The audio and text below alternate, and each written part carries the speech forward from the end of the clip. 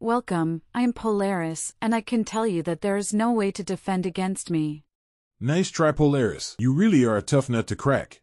But we'll find a way. Good luck.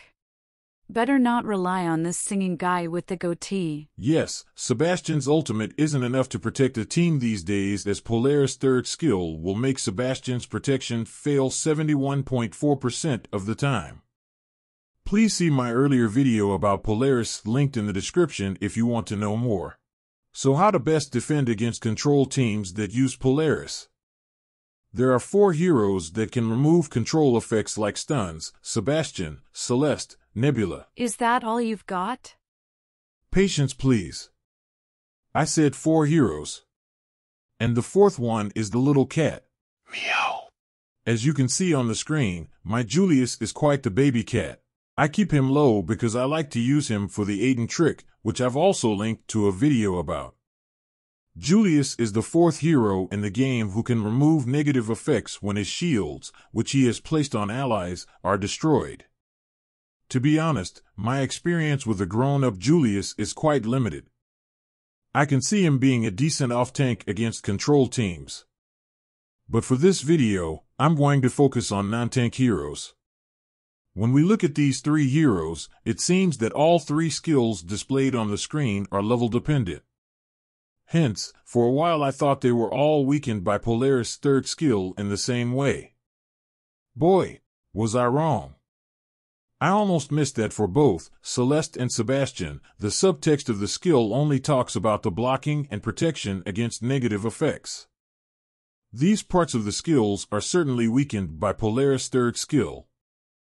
Celeste's and Sebastian's skills have a second effect though. They remove all existing negative effects when they are cast. So is this removing of negative effects weakened by Polaris' third skill? It is not. I have even had this confirmed by the support team.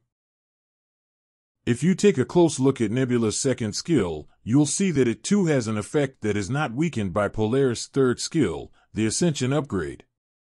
Compared to Sebastian and Celeste's effect, however, I find this rather disappointing, as it really only cancels the very next buff and only if it hits Nebula's target within 4 seconds.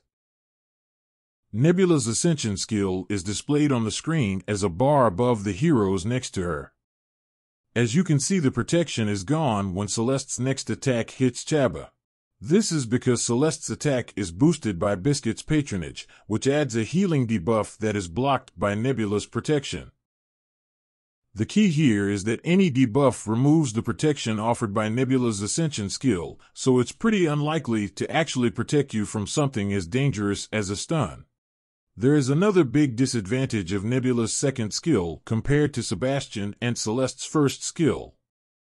Even in manual play, you cannot choose when it is activated. So how to fight Polaris control teams? In my opinion, Sebastian is still by far the best anti-control hero in the game.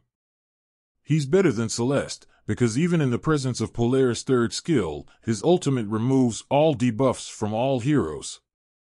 Whereas Celeste's sphere only removes the debuffs from a single hero.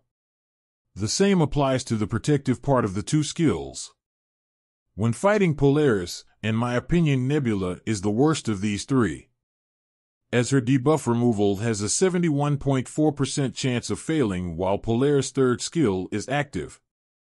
Anyway, I still think Nebula is a great hero and that these 3 heroes are the best anti-control heroes in 2024 because of everything I talked about before.